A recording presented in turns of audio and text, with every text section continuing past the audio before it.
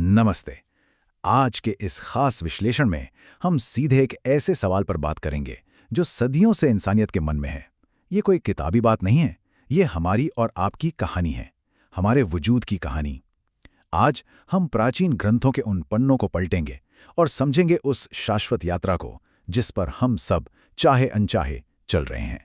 और हाँ, इसे हम बहुत ही आसान रोजमर्रा की जिंदगी के उदाहरणों से समझेंगे। तो चलिए बिना किसी देरी की शुरू करते हैं। चलिए सीधे इस बड़े सवाल पर आते हैं, हम जन्म क्यों लेते हैं? सुनने में बड़ा साधारण सा लगता है ना? लेकिन जरा सोचिए, हम इस दुनिया के मंच पर अचानक से आ धमकते हैं, पर क्यों? क्या हम यहाँ बस सुबह उठने, काम पर जाने और बिल भरने आए हैं, या फिर इसके पीछे कोई बहुत बड़ा छुपा हुआ मास्टर प्लान है? ये वो सवाल है जो कभी ना कभी हम सबके दिमाग में जरूर आता है।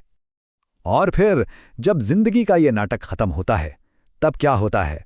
क्या मरने के बाद बस सब कुछ ब्लैकआउट हो जाता है, या फिर ये किसी नई शुरुआत का दरवाजा है? सोचिए, ये दोनों सवाल मिलकर एक एंडलेस लूप बनाते हैं, जन्म और मृत्यु का, बिल्कुल दिन और रात की तरह।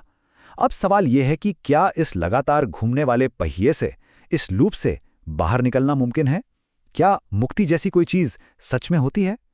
और यहीं पर हमारे प्राचीन ग्रंथों से एक बेहद पावरफुल शब्द निकल कर आता है, मोक्ष। अब देखिए, मोक्ष का मतलब सिर्फ इस शरीर को छोड़ना या मृत्यु बिल्कुल नहीं है। इसका असली मतलब है उस साइकिल से, उस चक्र से ही हमेशा के लिए आजाद हो जाना, जहां बार बार जन्म और मृत्यु होती है। इसे ऐसे समझिए, जैसे आप किसी ट्रेडमिल पर दौड़ रहे हैं, पसीना बहा रहे हैं, दौड़ रहे हैं, पर पहुंच कहीं नहीं रहे। मोक्ष उस ट्रेडमिल से हमेशा के लिए नीचे उतर जाने का नाम है।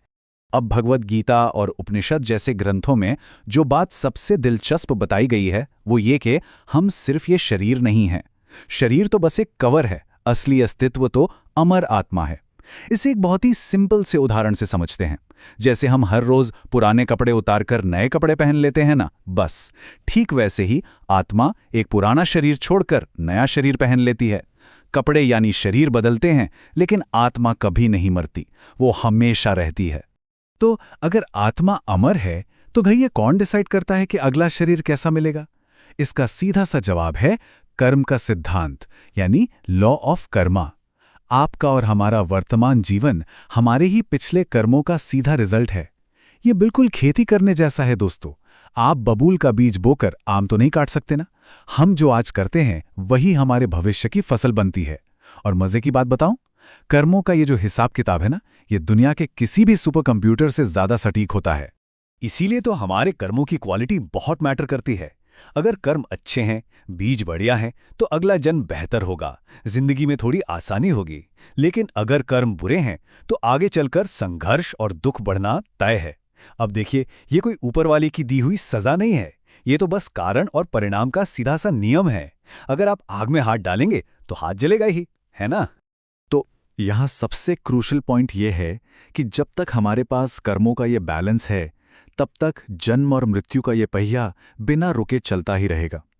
चाहे आपके कर्म बहुत अच्छे हों या बहुत बुरे, वो हमें इस दुनिया से बांधे ही रखते हैं।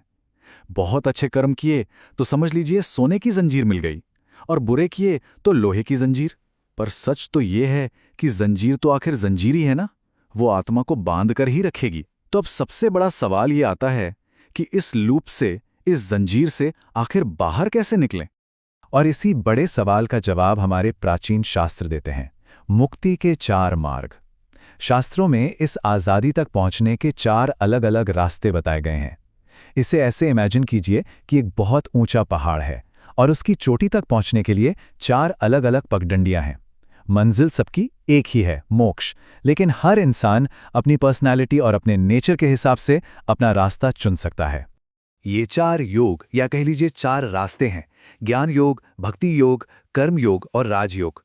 यहाँ योग का असली मतलब कोई एक्सरसाइज नहीं है, बल्कि जुड़ना है, अपनी आत्मा को उस परम सत्य से जोड़ना। और हाँ, इनमें से कोई भी रास्ता दूसरे से बेहतर या कमतर नहीं है। ये बस अलग अलग चाबियां हैं जो एक ही ताले को खोलती हैं।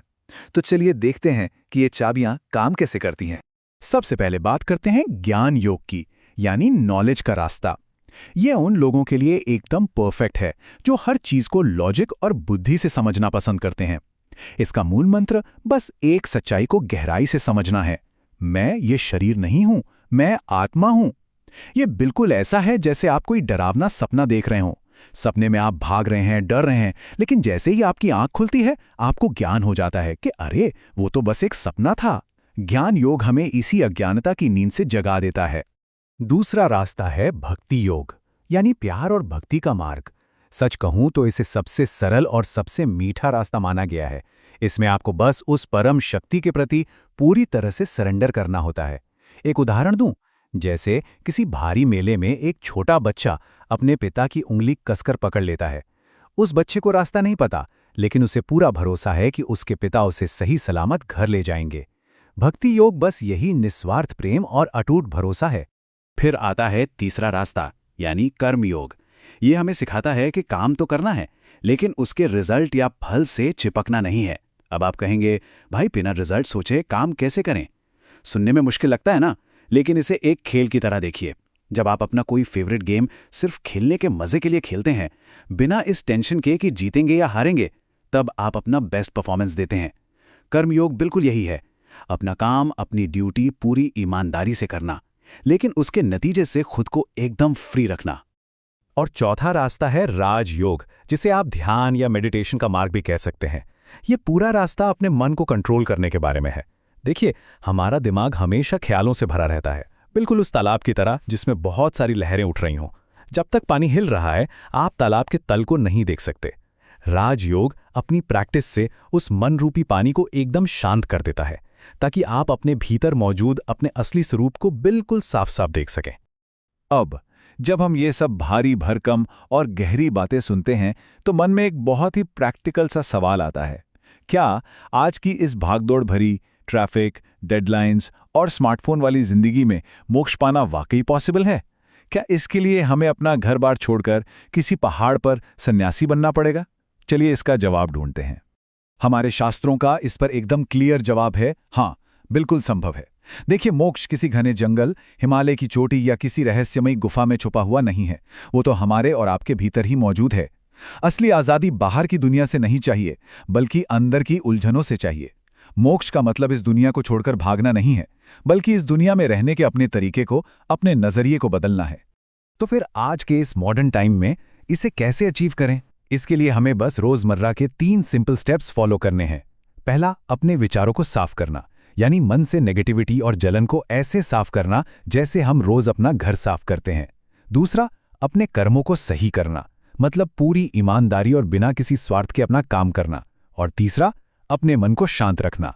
अगर ये 3 चीजें हमने अपनी नॉर्मल लाइफ में फिट कर ली ना, तो यकीन मानिए, मोक्ष आज भी उतना ही मुमकिन है जितना हजारों साल पहले के ऋषियों के लिए था।